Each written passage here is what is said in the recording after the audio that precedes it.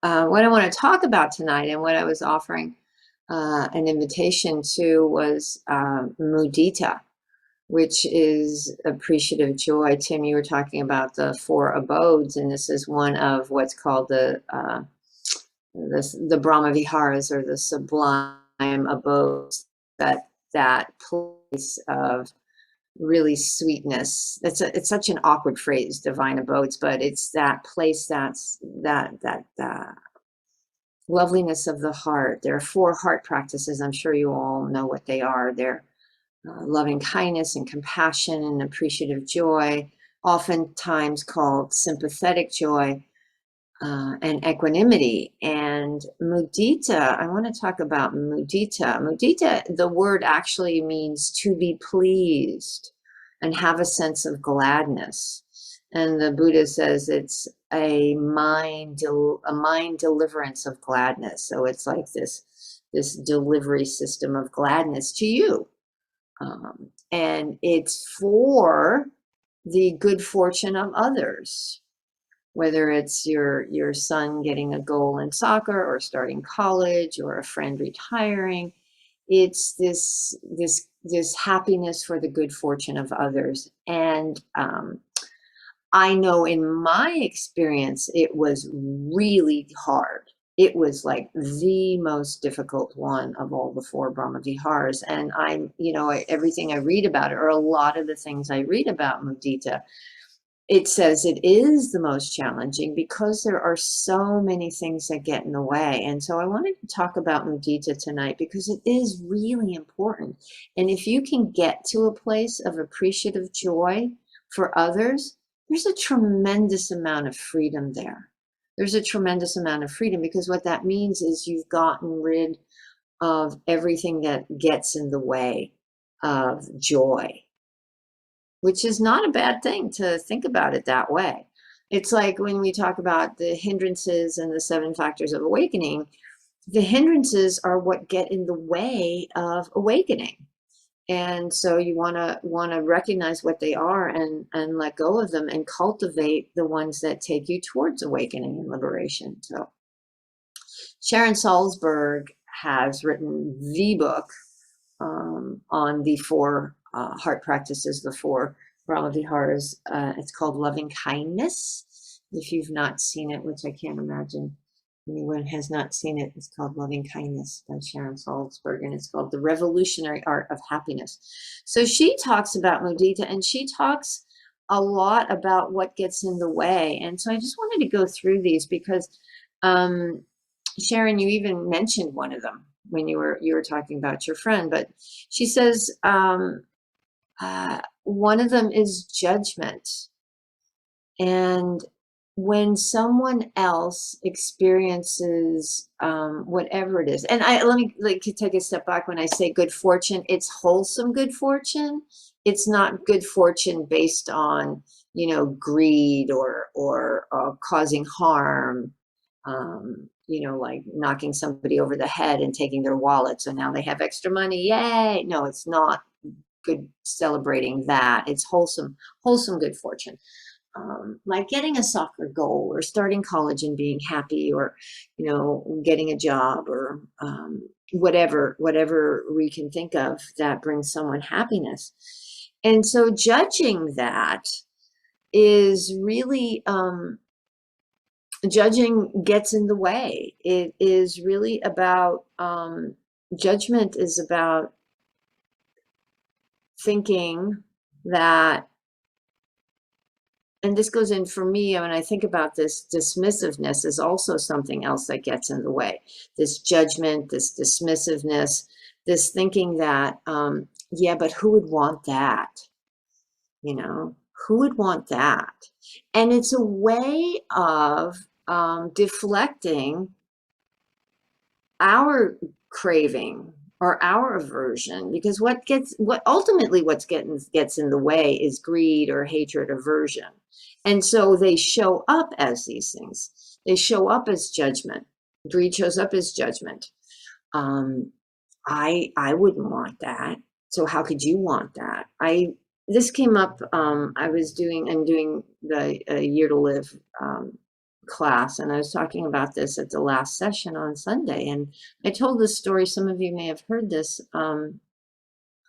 about the Rose Parade here in Southern California. On New Year's Day, they have the this amazing Rose Parade with all these floats and things, and people spend the night. They sleep out on the street in Pasadena so that they have a good space. And I have never had any interest in that whatsoever. And so I used to get really judgy about it. And I'm like, I'm very dismissive and judgy, really want to diminish their experience, diminish their joy. And it's really not a pleasant place to be if you think about it, if you get into this place of judgment.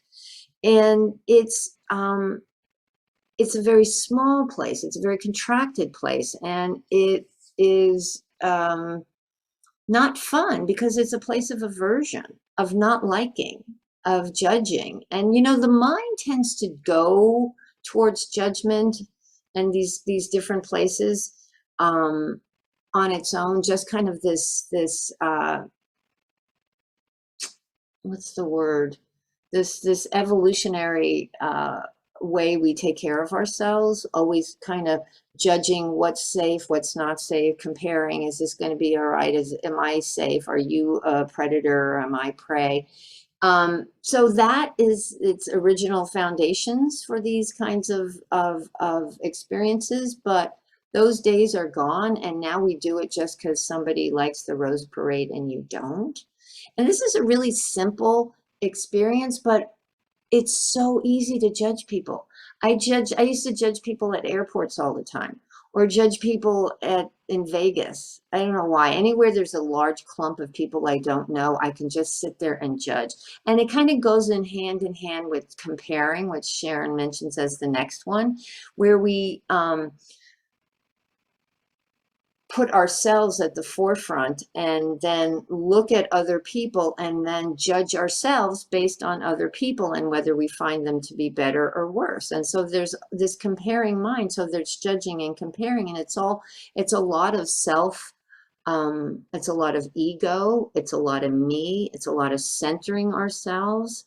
And that, that centering of ourselves is really a place of a lot of pain, is a place of a lot of suffering. It's a place of a lot of discomfort, because you may have heard this phrase that I love: compare and despair. There's no way out when you compare. There's always something else. There's always something else. We're defining ourselves by labels or what we think about others. So this judging and comparing, to me, kind of walk hand in hand. It's how am I compared to them? Are they doing it right? Are they doing it wrong? Am I doing it right? Am I doing it wrong? So there's this level of good, bad, wrong, right. And we live in a culture that fosters this, absolutely fosters this, if you think about it. And I read an article last week when I open a new tab in my browser. It always comes up with these articles that I might be interested in. And there was one that I chose to read specifically because I knew it would annoy me. And it was like the 10 things you're not supposed to wear anymore. Those kinds of things. And it was, now that you're going to emerge from the pandemic, make sure you get rid of all these things, because people will just know you're dating yourself. And they were really stupid things, most of which I don't even know what they are. But there was one that it was booty socks, the little pads that you wear in sneakers. And they're like, oh no, you can't, don't wear those. You can't wear those anymore. Now you have to get socks with anklets. And it's like, because people, and I'm like, who makes this stuff up? People make this stuff up. Obviously we know it's consumerism. Get rid of the stuff that's a year old and buy something new. Fluffy jackets that are those poofy jackets, those are out. If you have one, don't ever take it out of your closet. Skinny jeans are out. Don't wear those. I mean, it's like, I just want to say, because it's like, no, no. It's like, this is nonsense. This sets up this comparing. This sets up this judgment. This sets up all those things that make us feel worse about ourselves. I can't afford to go out and buy all those, so I'm going to walk around shamed. It sets up shame if you're into it. So we live in a culture that supports this stuff. So to really cultivate an awareness and feel what that's like in your body when you're paying attention to it, if you find yourself in that place of, oh, I can't wear this, oh, I should, where's that in your body? You know, really start paying attention to that experience. The next one Sharon talks about is prejudice, not the, systemic racism or misogyny, but really just people we don't like. I just don't like you, because, and it's a lot of this is our conditioning. I was dumped. I've said this a lot. I was dumped by someone who left me for a woman from Boston. So, and she had red hair. So for years, I didn't like people with red hair who had Boston accents. I just had that prejudice against them. And they could have been lovely people, but I had this internal experience towards them. And so this practice asks me to be happy for them. Or people, coworkers that I didn't get along with. How do I deal with that? And so I haven't mentioned it, but the practice through all of this is to really cultivate this happiness for the good fortune of people we judge or people we compare or people we don't like. I remember doing that at work because when you get into this idea of there's this zero-sum game that if they get theirs, there won't be enough for me. It was especially hard at work because I always thought that if I didn't get the recognition or if they didn't know I was doing it, that somebody else got patted on the back, then then it was all over. I was probably going to get fired.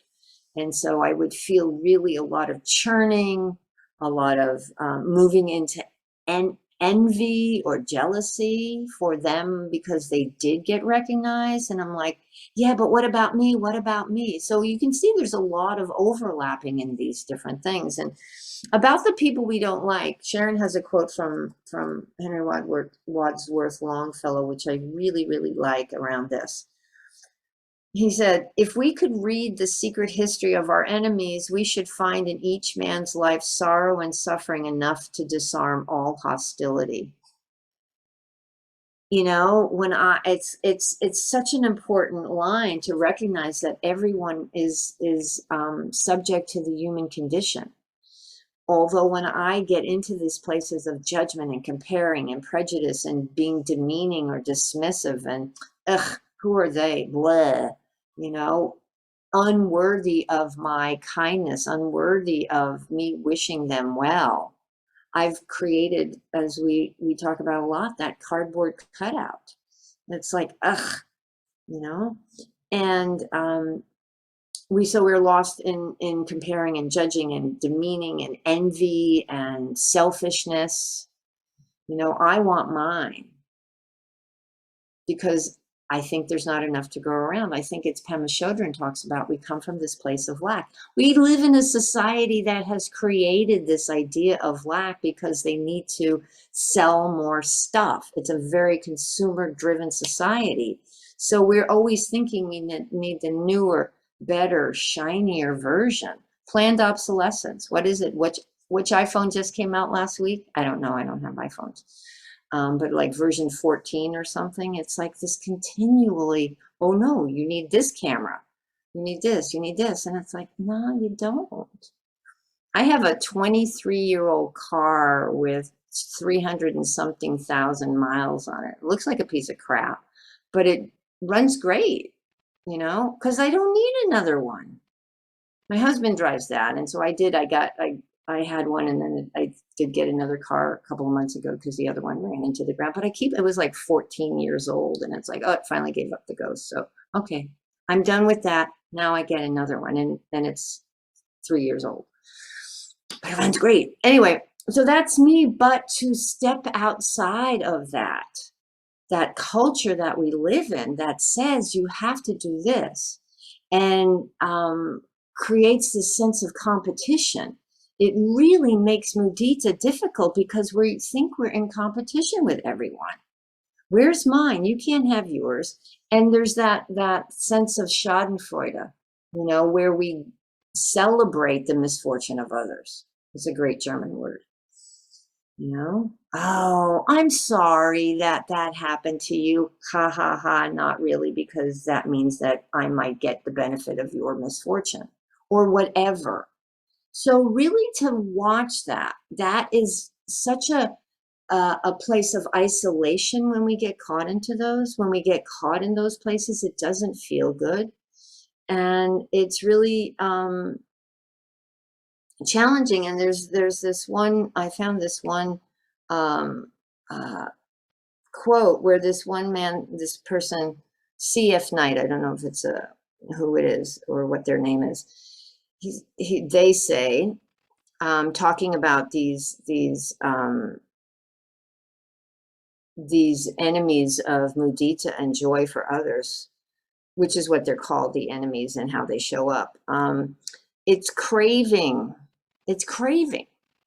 It's that root of suffering that gives rise to jealousy, envy, covetousness, avarice, and greed in all of its manifestations. Here it is that mudita, when practiced and developed, becomes a sublime and boundless state of mind to be dwelt in as a corrective characteristic for their removal. So when we get caught in these places of judging and comparing and dismissiveness and selfishness, when we're caught up in, I need to make sure I'm taken care of, I need what I want when I want it, the antidote is mudita. Is, you know what, I'm really happy for you, as difficult as that feels, as challenging as it is, because it is incredibly challenging because we're so conditioned to make sure we have what we want and what we need, that it's worth the effort, it's worth the practice. It's incredibly difficult. Um, one of the one important point about the Brahma Viharas is to recognize that they are all unconditional. We don't get to be happy for only people we like, but we get to be happy for people we don't like. We get to celebrate the joy for all beings. um,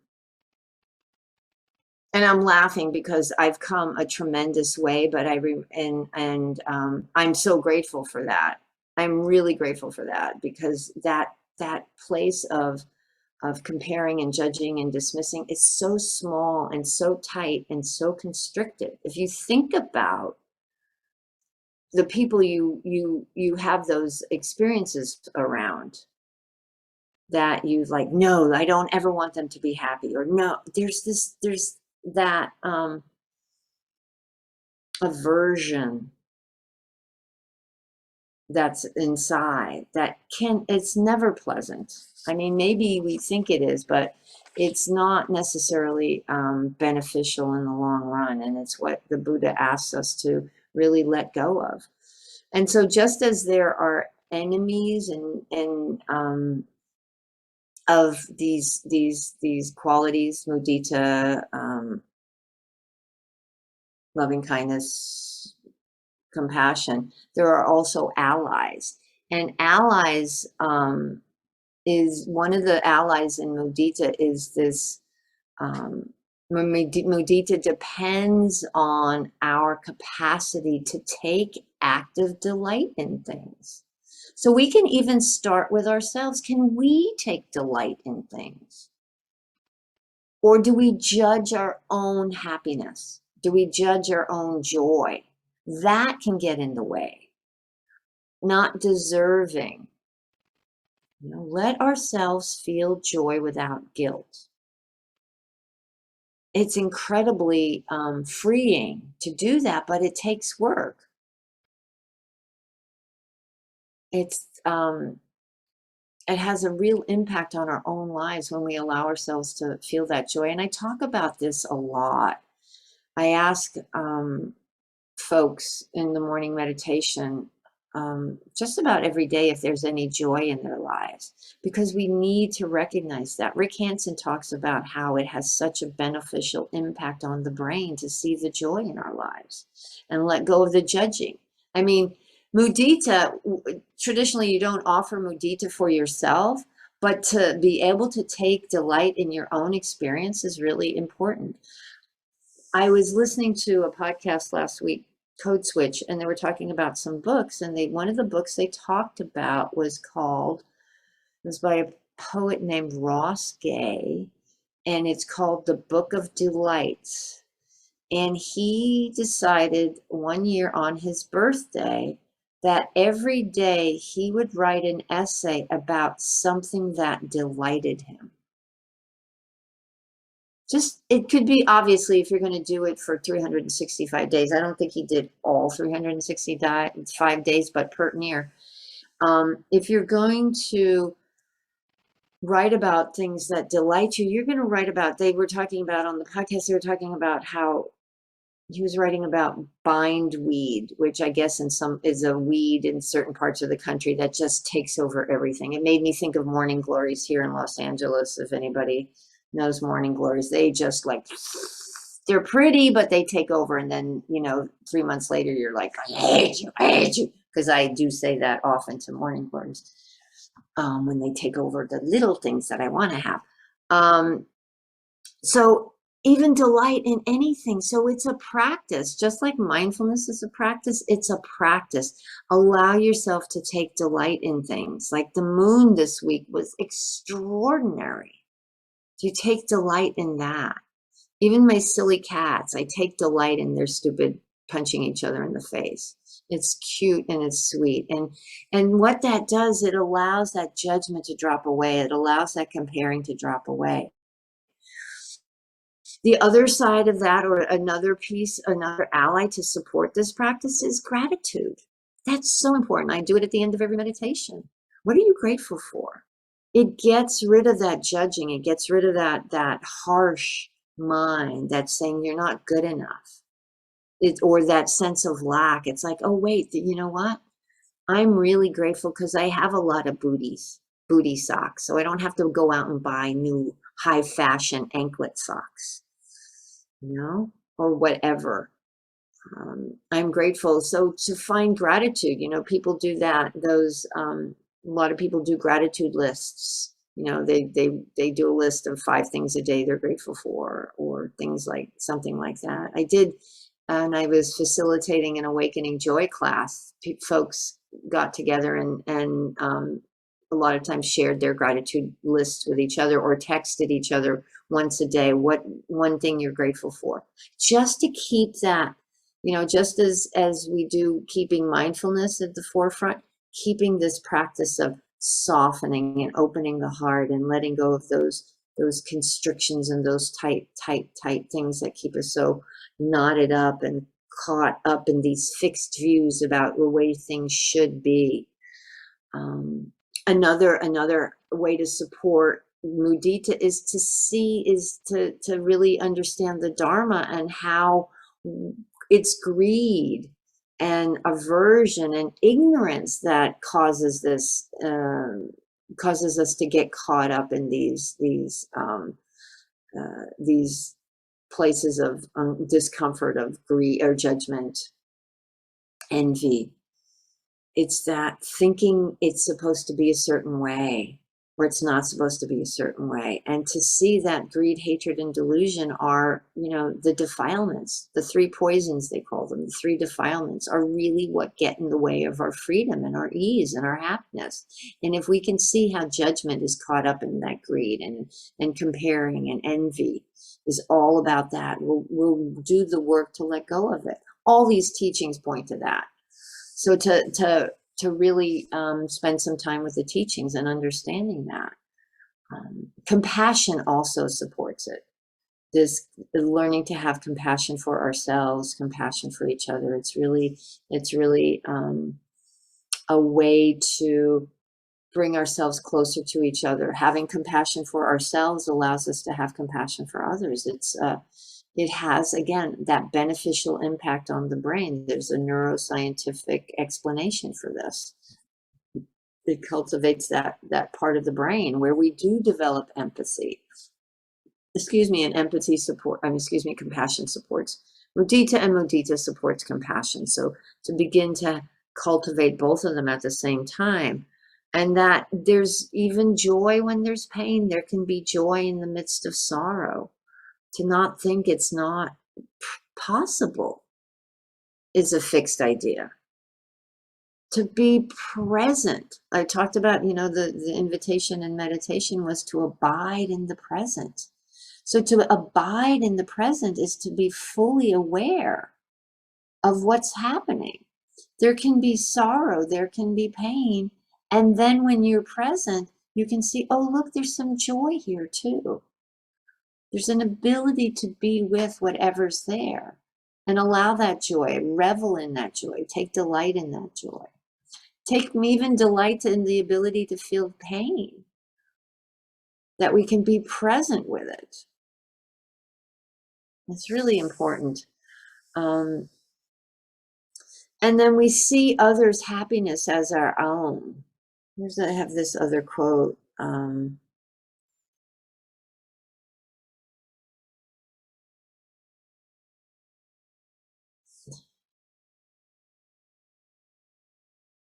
When we can view the success of others with the same equanimity and to the same extent as we would extend loving kindness and compassion to those who suffer grief and distress, then we are beginning to exercise mudita and are in the process of eradicating greed and craving.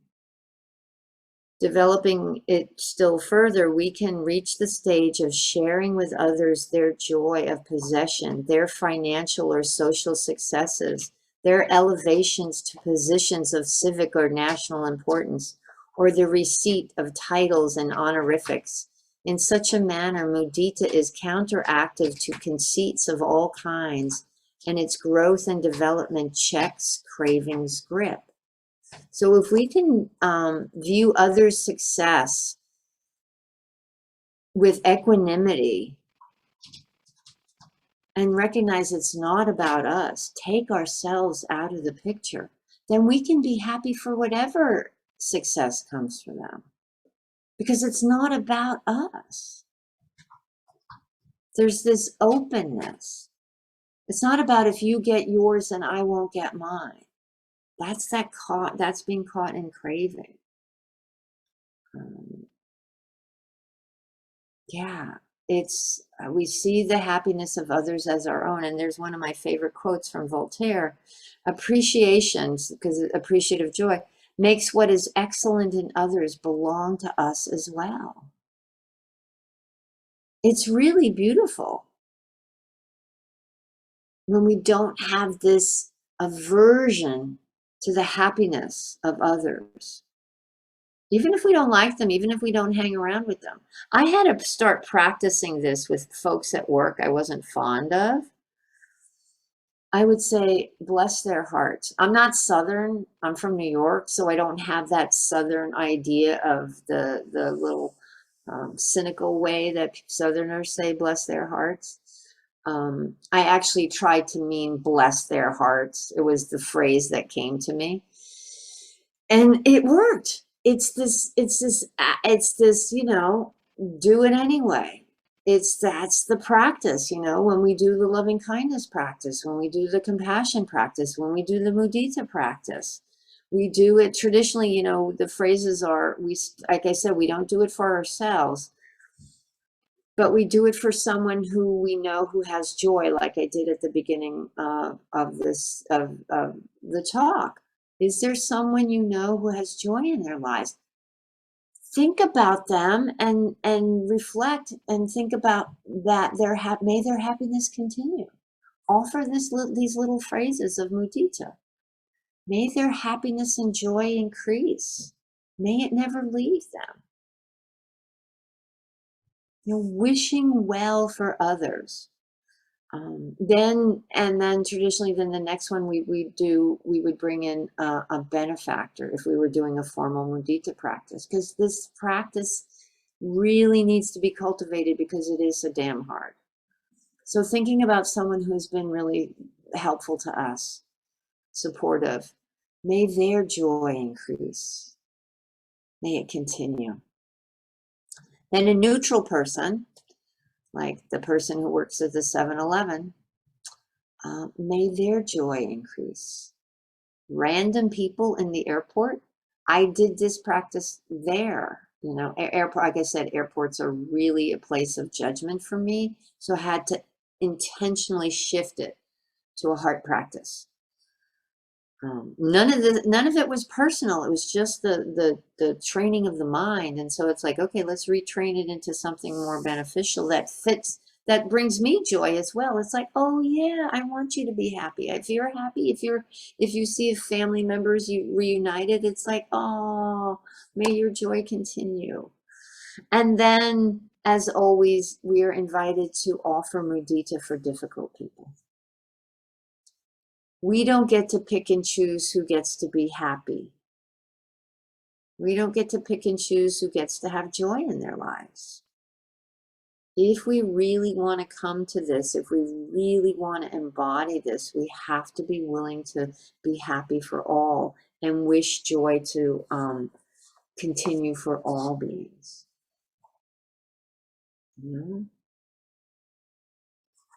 The Buddha said, how do we practice this? A disciple lets his mind pervade 1/4 of the world with thoughts of unselfish joy, and the 2nd quarter and the 3rd quarter and so forth. Let their mind pervade all quarters, the whole wide world, above, below, around, everywhere, and equally he continues to pervade with a heart of unselfish joy, abundant, grown great, measureless, without hostility or ill will. That means like everywhere, all the time, everyone. We everywhere we look, we want to have unselfish joy for the good fortune of others. May their happiness continue. And just like when you cultivate compassion for yourself, somehow it allows you to feel more compassionate towards others. The more you practice mudita, it tends to intensify. It tends to grow for others. So these heart practices are incredibly important, and mudita, and seeing the difficulties it causes and being aware of when we get a little snarky and when we get a little judgy, and determine, well, not that person, yes, or not, but not that person. Recognize what's coming up, and then see internally what may be underneath it. Oh, there's some fear. A lot of this stuff is fear driven, that we're not going to be okay, or we're going to lose the things we have or not get the things we need to be okay. So see that a lot of it is fear, that craving, that aversion that's underneath it, or sometimes just plain delusion, just not seeing clearly. Oh, I'm lost in this craving. Maybe I can let it go and just be happy for them. Practice it, try it on. And how do you do it? In the Visuddhimagga, which is where it really spelled out the heart practices. How do you dwell in this place, pervading all directions with your heart imbued with unselfish joy? Just as you would be joyful on seeing a dear and beloved person. Imagine what it's like to see someone you haven't seen in a while. That's true a lot right now when we're starting to see people we haven't seen in a while because we're starting to travel and be together. What's that feel like? See if you can have that feeling. What the intention is to have that feeling for everyone. Cultivate that for all beings. May everyone's happiness and joy increase. May it never leave them. So mudita, challenging, one of the most difficult ones because it's so entangled with our craving and aversion. Mhm. Yeah, I just one last story. I remember when I was a little kid, and my neighbor up the block, I must have broken one of her toys. I think we were like 7 years old. Must have broken one of her toys because her mother said that I had to have mine in return to make up for what she broke. I don't even remember the story. It was a long time ago. And I remember her coming, and I had a little toy box, and she opened my toy box and was going to pick something, and she picked something that I hadn't played with in forever, but I didn't want it. Just because I didn't want it didn't mean I wanted her to have it. And that continued. I mean, so this stuff is in us from a very young age. That continued um, for a long part of my life, including in relationships. If I would break up with someone and then I saw them dating someone else, it's like, maybe I want you back. Because, you know, just because I don't want you doesn't mean I want anybody else to have you. I want to be able to have it all, to make myself feel better inside. So the invitation is to let go and be happy for their joy. Be happy for it. It's worth the effort. Having spent a lot of time working on this and really being happy for people, um, like a couple of years ago, the Rose Parade was rained out, and I was really sad for the people who didn't get a chance to see it. And I'm like, wow, where did that come from? It could only come from this. It could only come from this. I can tell you a lot of other stories or anecdotes about people I'm happy for that I can't believe I'm happy for. I mean, stupid things like sports teams I don't like. I'm happy for their fans. And I'm like, what is that? That's how this stuff works. So anyway, thank you, my friends, for listening. And I hope you find some joy. Don't miss the joy because it's there. Thank you.